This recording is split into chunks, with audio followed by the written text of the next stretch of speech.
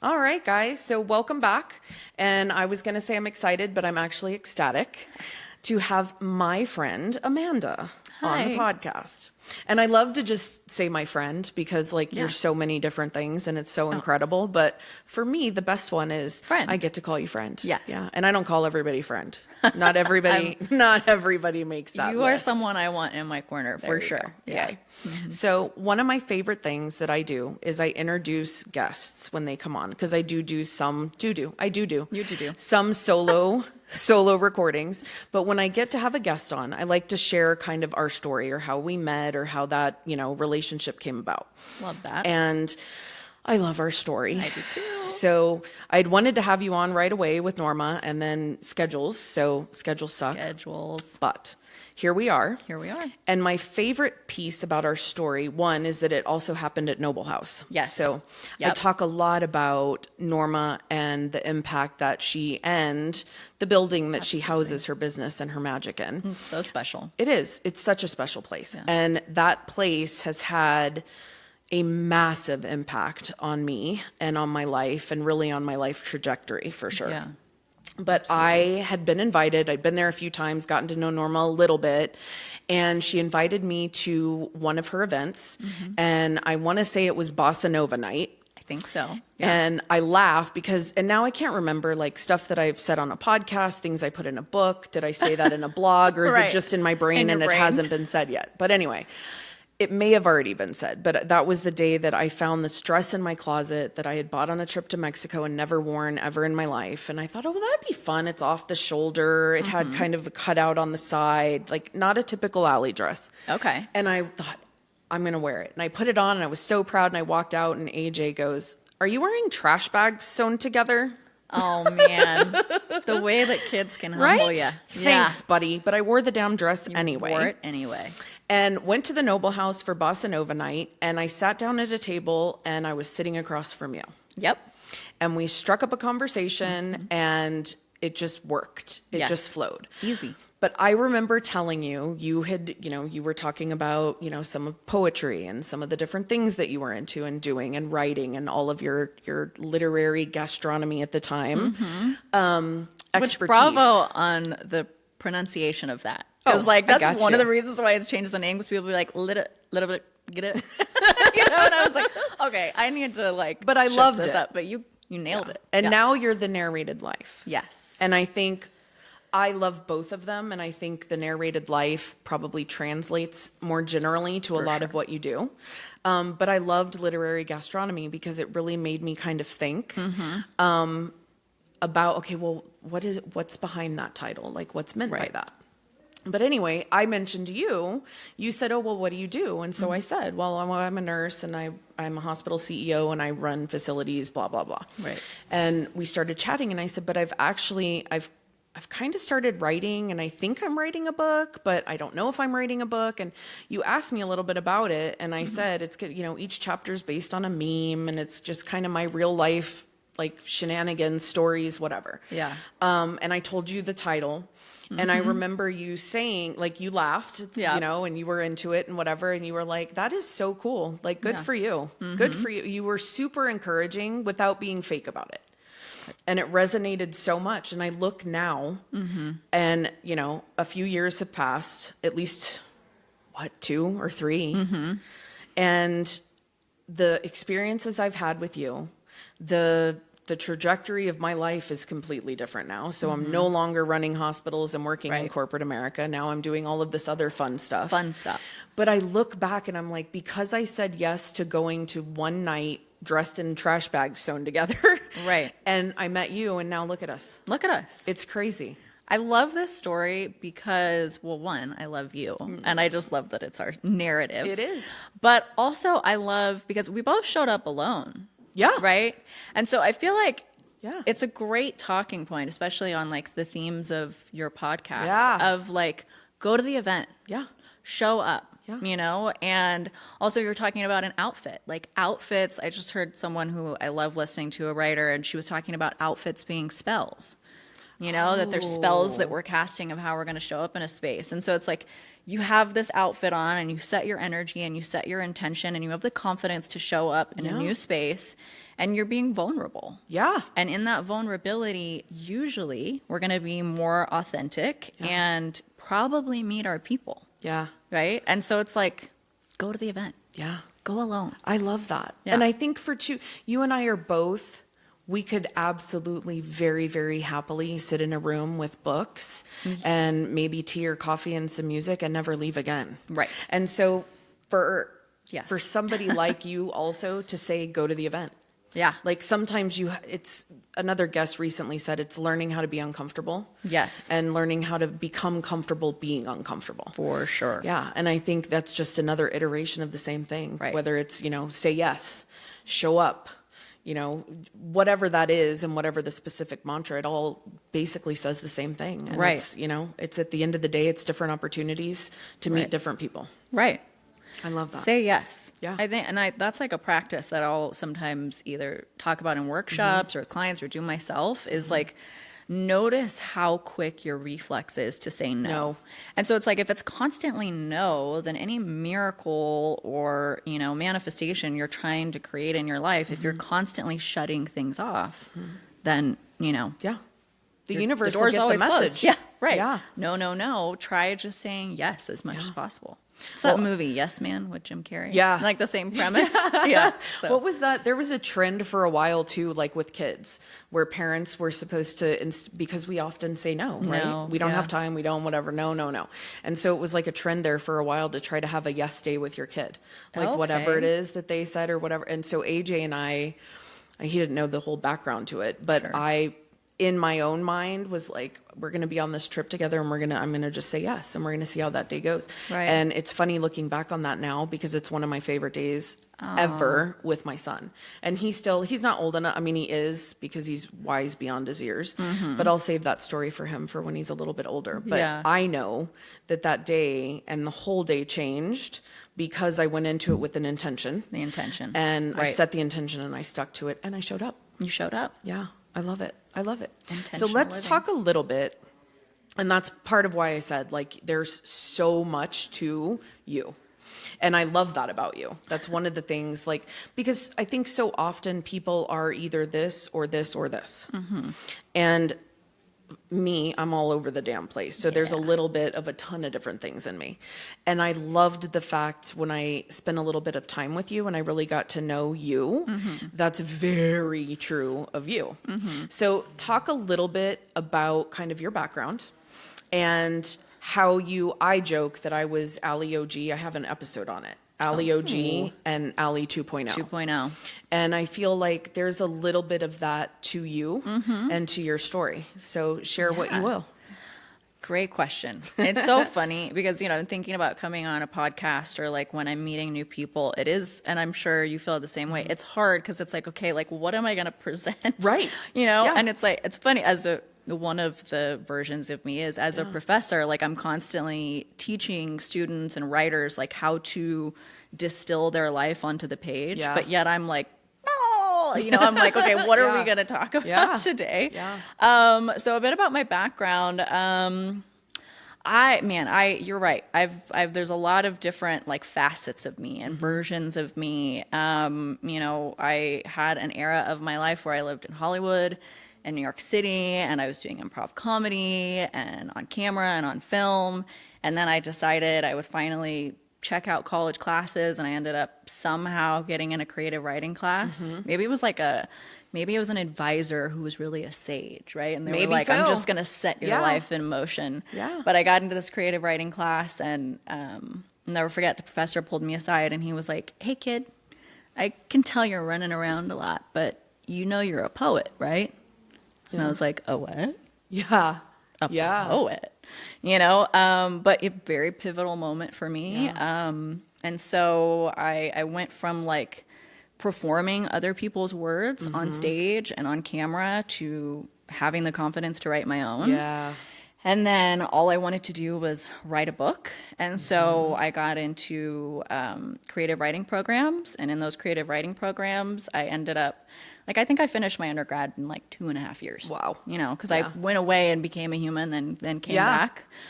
Which is what I think we all should do. We all should I mean, do I it. went straight high school, then went straight to college, then went straight into working in corporate America. Wow. Like, talk about zero life experience. And Yeah. it cost me. It's tough. Yeah, it cost me. It's tough to go. And, you know, like sometimes students will like come to my, so, you know, there's Professor. a lot of stuff Yeah, in we're between good. that. Yeah. But like eventually I became a professor. Like I hated school and then now I like can't leave Isn't it. that funny?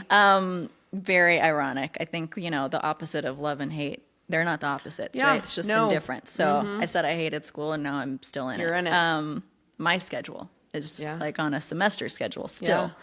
But students will come to my office and they'll be like, you know, talking with me about, and this is why I started my practice eventually, because I realized like I was having like little microtherapy sessions, but Yeah. they would come in and be like, you know, I don't know what to do with my life. I don't know if I really want to major in this, you know, and they're like 18, 19, 20-year-old babies, right? And I don't know what to do, and like Well, they now would always have to be decide surprised. as kids. They're Now kids. it's like you to get on this trajectory at 14, you need to know that you want to do this, or Forget this, about because it. that school is this, No way. and that's. I'm like, it's insanity. That's but wild. Yeah. So it's not even just college kids. Right. It's kids that are my son's age at 14 that have to decide their life path. Right. It's insanity. That's too much. It is. It's too much. It is. But students would they're always surprised when I'm like, drop out, go Yeah. travel. Like just go, you know, Go find you. have your Jack Kerouac on the road moment, Yeah. go backpack through Europe, like save up, Yeah. find a way, do the wild thing. Amazing. And then you figure out who you are. And then you come into this thing of Yeah. college and you really get something out of Yeah. it, you know, but students will always be like, what? And I'm like, yeah, I'm the professor Yeah. telling you to drop Yeah. out. Like, don't lean But you're hard the into real one. something. Yeah. It, you know, you're the one giving this. It is sage advice. What I would give anything for somebody. I was talking recently. I don't regret it. Everything happens for a reason. And I think she set me straight because she said you wouldn't be in the situation you are in now with the ability to do what you're doing now had you not done exactly what you did the way you did it. Yeah. But I think so. No regrets, and I'm grateful sure. for everything I learned. But yeah, the idea of take a beat. Take a minute. Like you're 18 years old. You don't Right. have to have it all figured out today or tomorrow. Like way. go experience life and the world. Like I'd been international, but only like as part of a group school thing. So Okay. still amazing. Right. But not just Allie Not figuring just out you. who the hell I was and what I wanted to do. Yeah. What for sure. amazing advice.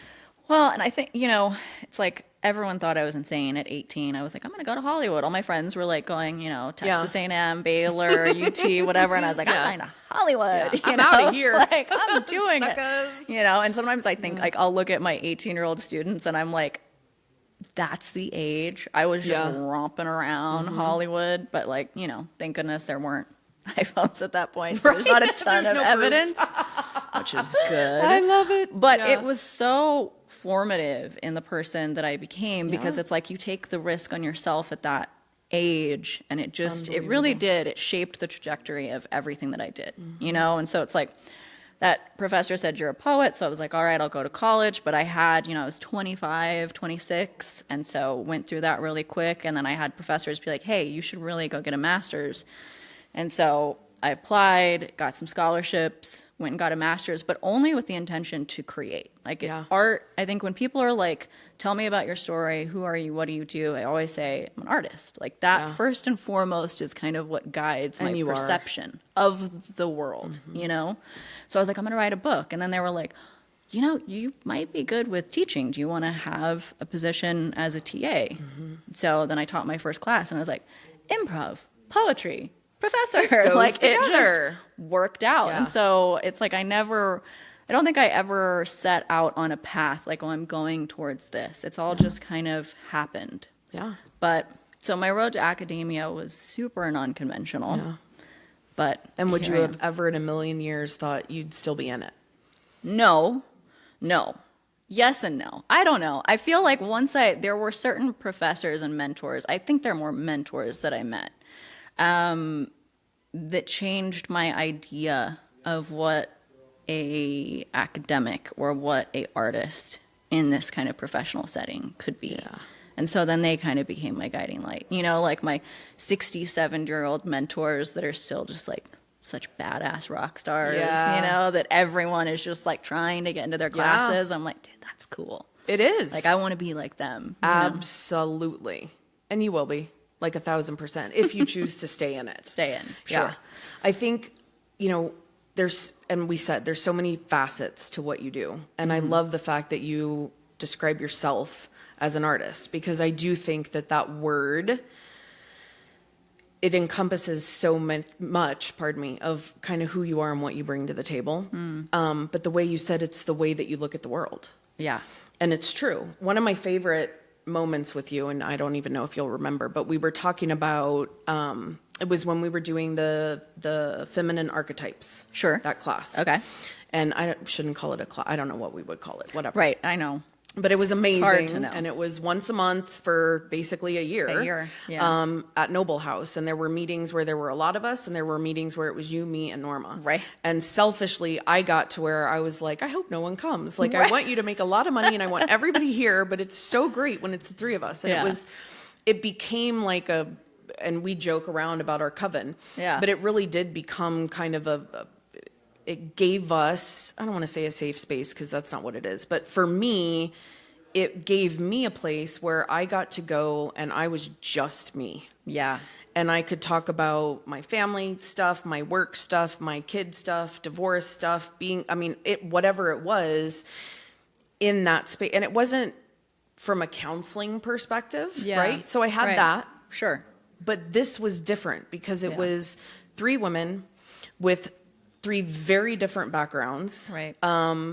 That found so many different similarities amongst us that it really did become like a coven. It became a tight-knit friendship group. Absolutely. But I think listening to you, and I was in the middle of what I call a crisis of faith, where I think I was angry and frustrated and upset and no longer believed in a lot of what I'd been brought up to believe in. Right.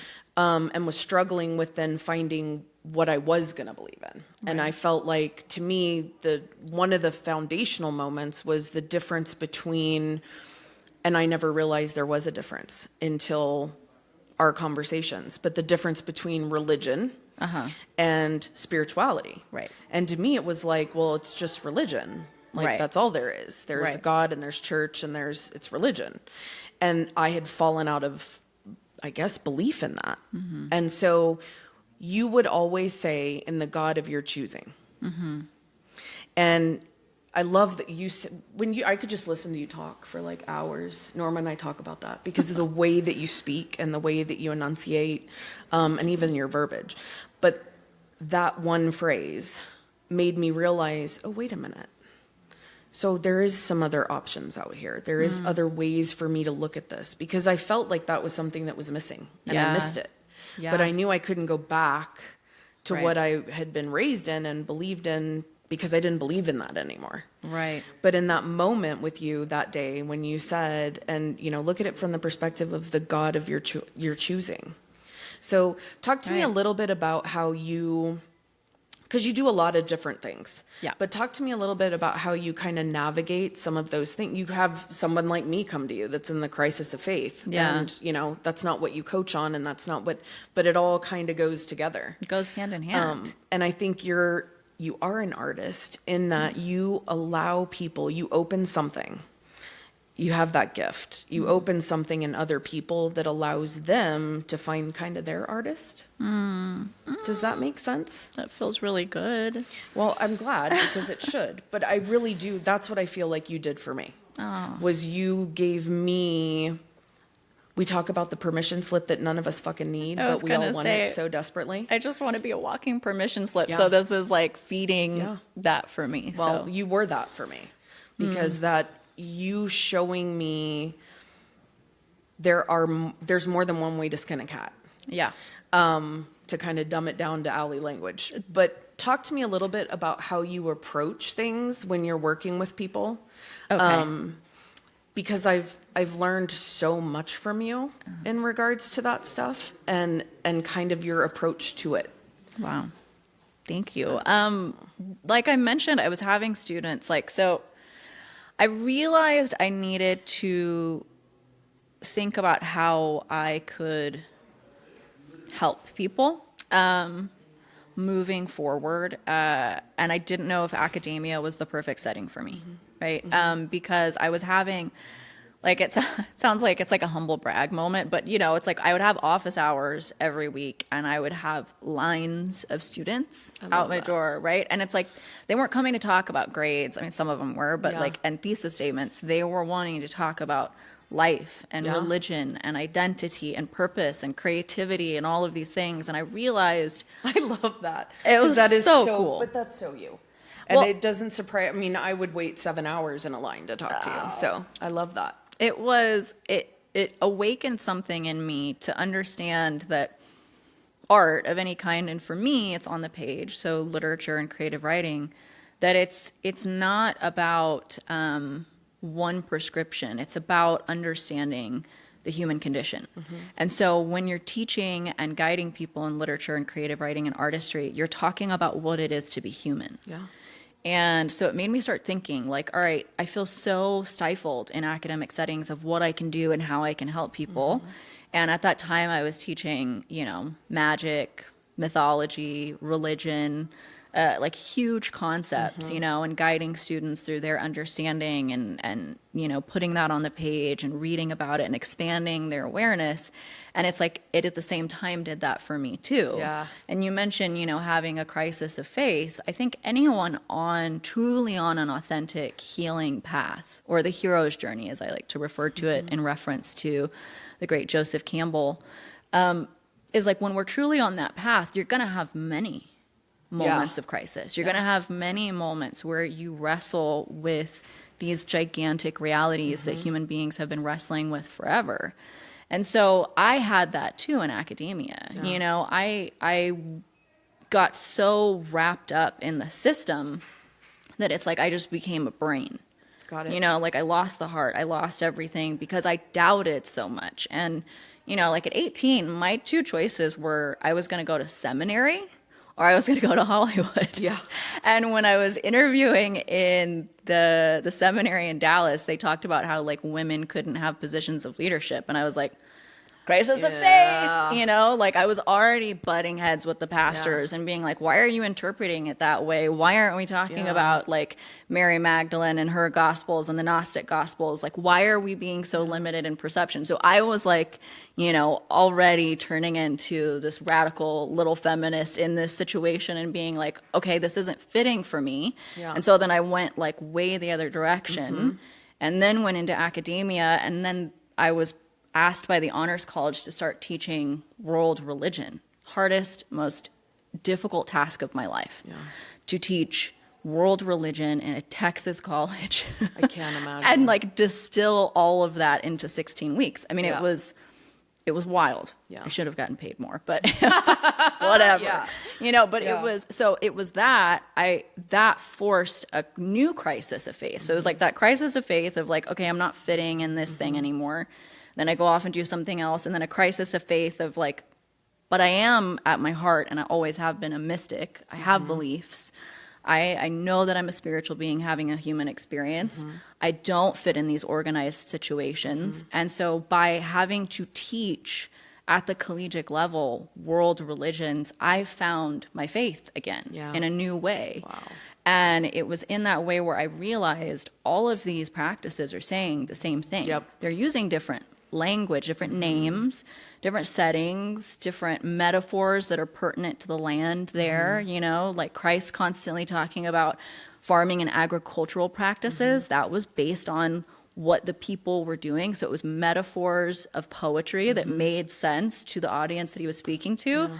And it was the same thing in some of the ancient indigenous practices all throughout the Americas, right? They were using metaphor and language that made sense, but the themes, they were all the same. And so I realized that in teaching, and it was that crisis of faith that then led me to be able to, I think, mentor and help people like you talked about, who also are going through that, and give them permission to have the crisis, have it, explore it, and then know you're not really going to go in the wrong way. Yeah. You're You going know? to find the path that's right for you. Right. Either way. Right. I think for me, and it really was, like, I look back now and I was struggling so much with that. And I was sad because Yeah. I'd had such a strong belief, and then it was literally just gone. And I thought, oh my gosh, like, maybe this is a punishment of some sort. Maybe I looked at it from so many different directions. But Right. I think, and what I love now is, and, you know, I don't interact very much with my family, but one of the last conversations I had with my dad, he's, you know, very religious. He was raised very religiously, Right. and very prescriptive religion. Right. And, you know, he and my mom both had this whole thing about me that we're just so worried about you. You've lost your faith. You're, you know, blah, blah, blah. And it was so neat because I told him, I said, you know, Dad, I know you worry a lot about me, and you say, you know, that I've lost my way and I've lost my faith. And I said, it's important to me that you understand that that's not true. Right. I don't go to church. I don't sit in the pew with you on Sundays. And I'm happy that you do, because you get what you need Sure. out of that church and that pew. And so I don't ever want to take that from you. And I'm glad that it gives you what you need and what you are looking for, but it doesn't me. Right. It doesn't feed me. I don't leave there feeling good. It was the opposite. And I said, but I need you to know that I have not lost my faith. And I said, Right. and as a matter of fact, I think I'm a more spiritual person now by far than I've ever been in my life. And I said, Right. it just looks different Right. than what you're accustomed to. And my mom was there. And they both listened. And then I told my dad, I said, and it was cute because I said, you know, I'll tell you, I pray all the time. I said, I pray all the time. I said, I pray with AJ. I pray on the way to a big meeting. You know, please help me find the right words and let them have an open heart and open mind. Yeah. I said, I talk to my higher power all the time. I said, I don't necessarily do it on bended knee in a Right. church after tithing. And I Right. said, but for me, it feels legitimate and it feels right, and there's a closeness there. And I said, and I told him, I said, AJ laughs because when I pray at night now, I say, dear Lord, universe, spirit guides, guardian angels, ancestors who have gone before me, and my higher self. Beautiful. And then I speak. Yeah. And I said, and my dad's kind of looking at me, and my mom's nodding and like listening. And Sure. And my dad, it was the funniest thing. And so now I call it the lasso group. But my dad goes, well, I'm really glad you have them. And he went like that, and I laughed. And it was one of the kind of like realest moments, I guess, Yeah, that yeah, Dad yeah. and I have maybe ever had. Okay. But it came from the place that I came to the realization from the permission slip I never needed but wanted and got, thank you. But the fact that we find what we need in a way that we can. Right. And I think what you give the students that come to you for that, by saying, go find yourself, like what a gift. And for me, you know, I found you helped me with that. And like I said, this is definitely not it, like for sure. And I'm so glad to now confidently again know. Yeah. You know, I use the term meat suit a lot, and I jacked that from you. That, yeah, welcome to my meat suit. But there's a whole lot more going on. Thanks, Lady Gaga. Yeah, I love that though, because it's such a great analogy, and it really hit me that like this is not forever. Right. And some of the work that I've done with you at Noble House, with Norma at Noble House, that was one of them. I think another moment was you know, part of it was we were supposed to meditate. And I remember laughing and telling you, I can't meditate. Right. Like my brain doesn't stop ever. I can't. Yeah. And you introduced me in the moment, you introduced me to walking meditation. So listening to music and walking and paying attention to your surroundings. And it was more grounding. But it helped me because I was like, oh, okay, I'm not a total screw up. I can meditate. I just maybe can't do it sitting Buddha style with a silent mind. Right. But by you introducing that to me, then it opened my mind, right, to other possibilities, and that meditation doesn't have to look like that. To be meditation. And that was impactful. Right. And I think, when you talk to different people about things they can do, so when you talk to them about the walking meditation or meditation in general, or, some of the different, we do tarot, Right. All the different things, like, give me two of your favorites. Okay. And, why they are and how you kind of talk to other people about them. Okay. Great question. Picking favorites is hard for me. I'm a Libra sun. So speaking of tools, astrology. You and me both. So it happens all the time. Students will be like, what's your favorite novel? What's your favorite? And I'm like, I can't do that. But I would say like two of my favorite, you mentioned tarot. Tarot's been pretty radical part of my transformation. In beginning it, and I had a immediate connection to the cards because they tell a story and they tell a story with spirit involved, And so, it's like we were meant to be. Yeah. And I had such an immediate understanding of the cards without ever having used them before. And I, in continuing practice, learned that I have tarot readers in my matriarchal side of my family. Yeah. So I have great aunts that were readers. So that's a big part of my practice. And then I would say my number one practice that changed my life is meditation. And, in starting my own meditation practice, I really began it kind of based in a Buddhist lineage, based on a lot of the teachings of the late, great Thich Nhat Hanh, and learning how to meditate in that vein was so transformational for me. It taught me how to silence the mind, right? Yeah. Or like in, yoga, when they refer to it as the monkey mind. And, what I'll explain to people and what we talked about is like, what we know from a neurological perspective or neuroscience perspective is we have anywhere from 6,000 to 70,000 thoughts a day. Yeah. Majority of them are repeating and majority of them are negative. Yeah. And so the way I explain it at the Narrated Life is I say like, we're telling ghost stories over and over and over. And if we're not consciously trying to not take and chase every one of those thoughts, then it's controlling our life. Literally controlling our life. And the way that the brain works is like what it knows is what it looks for out in the world. And so if you're constantly playing the worst case scenario in your brain, the way our brain is based on survival mechanisms to do, then you're just looking for it every day, unconsciously. And so you're going to find it. You're going to find it. And you wonder, people will be like, I just don't know why, right? Why am I picking the same guy over and over again? Why am I stuck in the same work positions that I've been in for so long? And it's like, we almost don't realize how much power we have to consciously narrate our lives if we infiltrate it with tools that can let us be able to consciously narrate. Yeah. And meditation for me is just a non-negotiable. But there's so many ways you can meditate.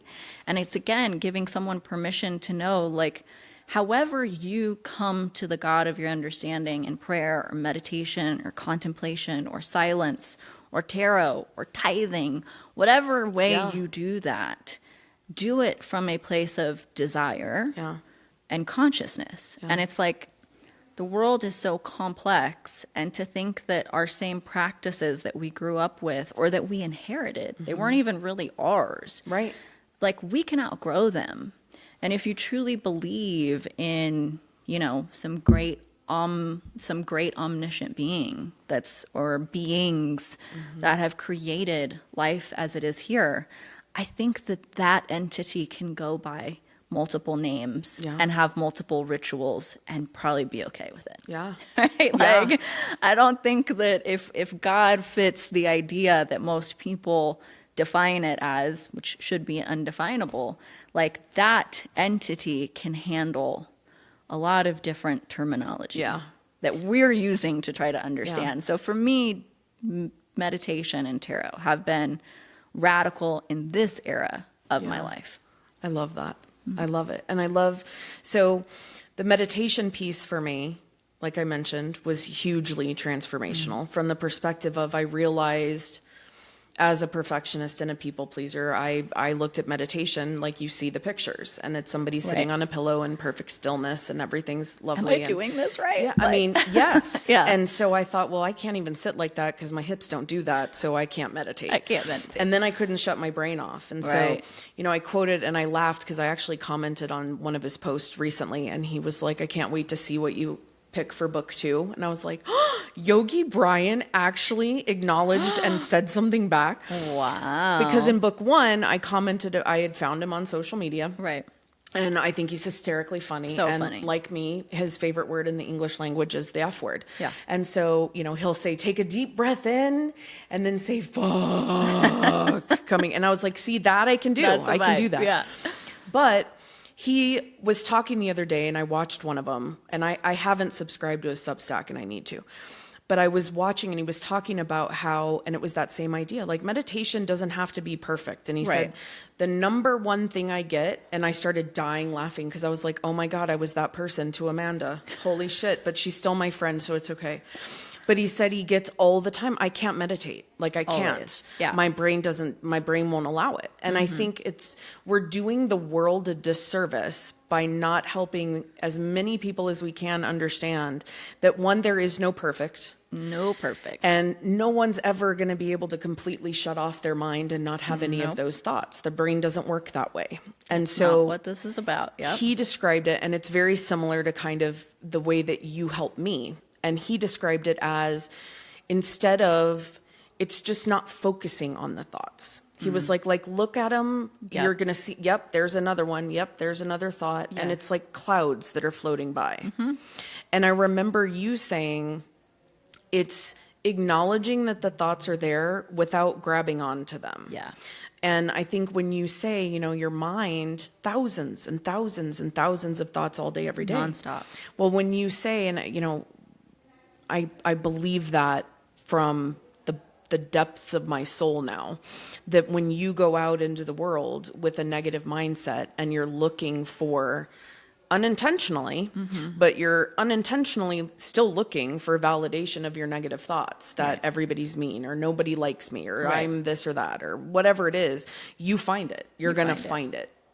The same way, if you go out and you're looking for the moments of joy, Right. you're looking for the flower blooming in the crack on the cement. When you go out and you're looking for, again, unconsciously, but if you can flip it from the negative that is our conscious, Right. that is built into our systems at no fault of our own. No fault. When you can flip that and start consciously looking at things and for things and those moments that disprove the built-in negativity, Right. it's life-changing. It's completely life-changing. And Yeah. I think that was my probably, and I'm not a huge, like I don't listen to a lot of Oprah stuff, but one of my, I say aha moment all the time because I love her description of that. Yeah. And that was one of my biggest aha moments with Right. you, was the fact that we're going to find what we're looking for. Yeah. And so if we're looking to prove the negative,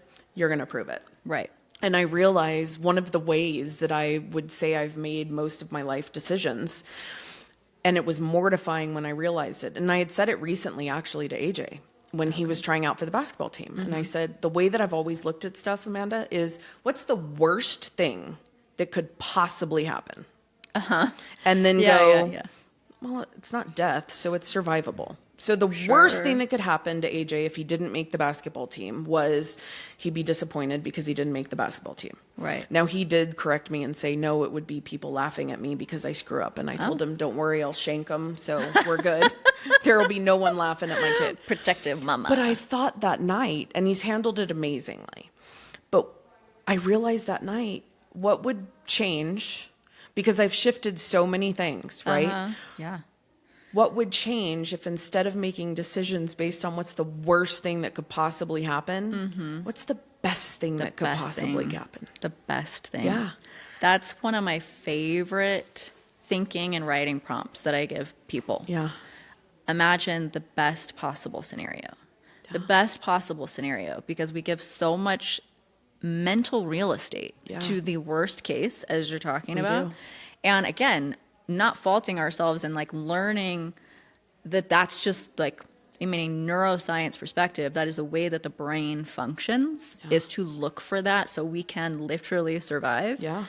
But if we can consciously get in front of that and say, like, what is the best possible outcome? So often we end up narrating that then. Like, if we can imagine it, because if you can imagine it, why would you imagine it if it wasn't possibly yours? Right. Why would it be part of your consciousness if it wasn't part of your plan and your purpose in this world? And so that's like with writing. I mean, I always tell people, I can't meditate, I can't write, right? Those are the things. So like Yogi Brian, like I get that all the time. I can't write, I can't meditate, I can't quiet my thoughts, I'm not religious, I don't know how to cook. I'm trying to think of all like the negatives that I get. I don't have time. Maybe when my kids are graduated, right? Like so many excuses, and they're all coming from that worst case scenario. And I get it. It's like, it's very real aspects of being alive and having the boundaries of the human condition. But it's like, could we just open up? So I'll tell clients, I'm like, just invite in the thought. Yeah. What's the best possible outcome? And think of it to the detail. What would you look like? What would your relationships be? What job would you be in? How would you be supporting and healing other people? Yeah. What would you look like in that moment? Yeah. And typically in 2 to 3 years, that person has created that reality. Yeah. Always. Because it's like you open that up. Yeah. Well, you and your, I will say, sage wisdom and advice has had a significant impact on me. And I will tell you, it's funny because I remember sitting in the basement of Noble House and, you know, you had given us a journal prompt and we were sitting there writing. And by then, I mean, I was still working a crazy job and living a crazy life and traveling nonstop. And I mean, it was nuts. And AJ was really struggling and there was a lot going on with my family. I mean, I was in the pits of it. Yeah. And I remember you saying, like, what would, close your eyes, think about it, and then write. It's your perfect day. And what does it look like? And where are you? And who are you with? And what is that relationship like? And you did all of those magical things. Yeah. And I look now, I'm not there yet, but I'm way closer to there than I was sitting in that basement 2 or 3 years ago. Yeah. And there's magic to that. And there's artistry to that. And you bring that out of other people. And so my goal is to keep going on that journey, keep learning. Like I said, learning the other day, man, I still say, what's the worst thing that could possibly happen? Even though I've shifted from looking for negative, I'm always looking for moments of joy now. And I find them all the time in the craziest situations, moments that there should not be joy here and we're dying laughing. It's perfection. Yeah. But the realization that, oh my God, but in that one way, look, I still do it. Right. And so it's a journey forever. It's a journey forever. But you've had such an impact on mine. Oh. And I can't wait. You're going to have to be on like regular. I would love it. Be a regular rotation. Girl, I love Norma, gabbing with you. Let's just gab. We need one with you, me, and Norma. But it'd have to be like a double episode. I mean, it would be hours. Yeah. But we'll have to do that. But I want to ask you, before we wrap up today, I ask every guest kind of a similar version of this. And so for you, if you had to pick a belief, so I talk about Allie OG and Allie 2.0. If you had to pick a belief that you had to let go of, kind of reimagine, whatever that is, to become the Amanda you are today, what would that be? It's a good question. You know, asking good questions is an art. Thank you. Bravo, I love my that. friend. Thank you. So what would I have to unlearn? I think that's such a wise way to phrase that. Because like one of my understandings of the world is that we really are not on the process of taking in more. We're in the process of remembering. Yeah. Right? And so in order to remember, you kind of have to unlearn the stuff that's been piled on us because, you know, you mentioned like one of the phrases I use a lot, like, you know, this is our meat suit for the spiritual experience, that we're spiritual beings having a human experience. And that spoke to me in a way nobody else's explanation ever had. Of the spirit. Yeah. It's like grounded again. credit Lady Gaga's Love meat her. suit. Yeah. She was so smart. The way she explained that was like in that idea, Yeah. like that it was this manifestation of Yeah. this, taking that idea to the literal. Yeah. But it's like, so if that's true, right? If we truly are these, spiritual beings having this experience, then really a lot of it is unlearning so we can remember what we came here knowing.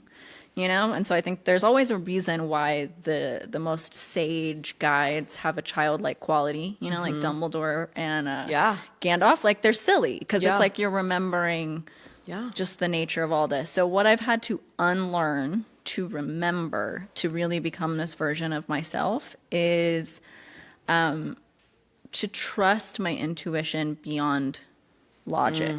So, and I see this, I'd say like in my practice, I probably work with like maybe like 70% women. And so I do see this as very common with women. And like, we've all heard it. Like, we've been at happy hour with friends who are moms, and they say like, oh gosh, yeah, I haven't been doing Pilates, yoga, gym, whatever, the thing that they were doing for themselves because I have to do X, Y, and Z for everyone else. So what is the first thing to go for most women when life becomes stressful? Yeah. Themselves. Us. Right? We let go of our We needs lose and ourselves realities. to all of our roles. All the roles, right? Like, so I've got to do. I'm not being, I'm doing. And so I think of that as the same way. Like, something happens to our intuition that we begin to suppress it and deny it, when really, when you talk to people that are kind of on the other side of the river of divorce, a career change, a dark night of the soul, Or all of it. all of the above, because that all typically happens at the same time, let's It be did, honest, right? But multiple tower moments. Tower, right? So you're on the other side and looking back, and a good question to ask is like, when did you know? When did you know you should have walked? Yeah. Because it was way before when we did. And that's because so often we deny our intuition because we don't have like the logical components. Like, I just can't know. And I think the best way to describe it is like, any person who's been cheated on knows exactly what I'm talking about. That moment where you knew. Yeah. You couldn't quite explain it. Yeah. But you knew. Right? But you knew. Like, you sensed it, right? That intuition was like, hey, Yep. wake up, And so I think for me, the most pivotal thing has been to trust my intuition, even when I don't, as a writer, as a thinker, have the words for it, which is hard for me, but to trust it, because every time I've denied it in my life, every time I've suppressed it and explained it away for the sake of someone else or something else or a role that I need to play, it's always to the detriment of me and everyone around me. Yeah. So oh my God. that's probably number one. Yeah. You nailed it. You absolutely nailed it. And I think that level of intuitiveness, that level of intuition, I think it's a muscle. Yes. And I'm listening to it more and more. And the way that I can say I can identify for sure is the fact that the path I'm on right now logically makes no sense. Yeah. So I'm a That's registered when nurse. it's good. I have an MBA. I was a multi-hospital CEO and a VP of operations for close to a decade. Yeah. I was on that career trajectory. Right. And despite that career trajectory and the knowledge and experience and expertise I had there, I wasn't fulfilled. I wasn't in the right place. I felt I wasn't. I blew it all up. Knowingly, kind of blew it all up, and have stuck to the path. Because there's somewhere here, there's somewhere here, there's somewhere here where I just somehow know that it's gonna be good. Yeah. And there's no rational explanation for that. For me to go to living on savings as a single mom, start a business, do like, logically it's absurd. And yet I'm so calm. Right. And confident that we're okay. We're good. We're good. And so I feel like although I'm the hero's journey. It's always moving. Yeah. But I feel like, again, I look where I was a year ago, 2 years ago, 5 years ago, and where I am now. And I want to thank you because you're a big part of that transformation. And I can't wait to have you on again. Thank you. You promise you'll come back? Forever and ever. Okay, very good. Well, we'll do it, and we'll do it soon. You're amazing. Mwah. You're a rock star. All right. Well, everybody, thank you so much for tuning in today for my amazing conversation with Amanda. And we promise to bring her back. We'll do one with Norma. I think that would be so that'd much be fun. fun. Okay. We'll try to be right. on good behavior. No, there's no reason for that. Norma will be there. It's impossible. All right. Thank you so much. And we will see you again in a week or so.